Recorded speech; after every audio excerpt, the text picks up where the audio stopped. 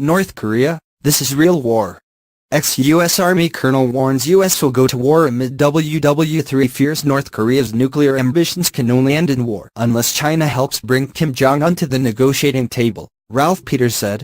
North Korea tensions could end in violence, the former lieutenant colonel said, unless the Chinese could bring about a peaceful solution. Speaking to Fox News, Lieutenant Colonel Peters said, "You can't predict these things when you start pulling triggers, and ultimately the question is, the regime in North Korea, can it and should it survive?" The author went on to explain what it would take to subdue the secretive state. Lieutenant Colonel Peters said, "It is not just hitting a couple of launchers here and knocking down some missiles. You have to go after deep underground bunkers, research facilities, you have to go after command and control, air defense, intelligence, early warning, so this is real war." The lieutenant colonel added that if the U.S. had to confront North Korea with military force, there would be a war. He said, "If we had to address the North Korea problem militarily, it is a war."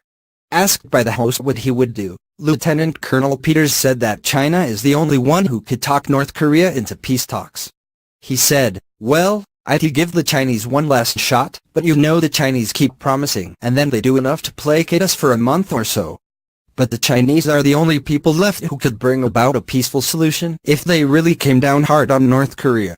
And by the way, it has been complicated by Russian smuggling into North Korea and out." Lieutenant Colonel Peters warned China can control Kim Jong-un, and if they don't step in, there could be a war. He said, "But if the Chinese just want to help us and they're a bit flummoxed at the moment, they're wary of what's going on, they can control Kim Jong-un. But if they want to come down hard militarily, Stuart, it is going to end in violence." Kim Jong-un has been celebrating an ICBM missile launch since last Tuesday, which saw a missile soar 2,500 miles into the atmosphere before crashing down into the Sea of Japan. And now U.S. and South Korean officials warned it could have reached any point of the U.S. mainland, including Washington, D.C. In an exclusive interview with Express.co.uk, CNN military analyst Cedric Layton warned that the U.S. president acting on his persistent claims to bring fire and fury on Kim Jong-un's regime would have many faults in reality. He said, "Donald Trump's rhetoric at some points in time would indicate that he would be open to the idea of a quick military conflict.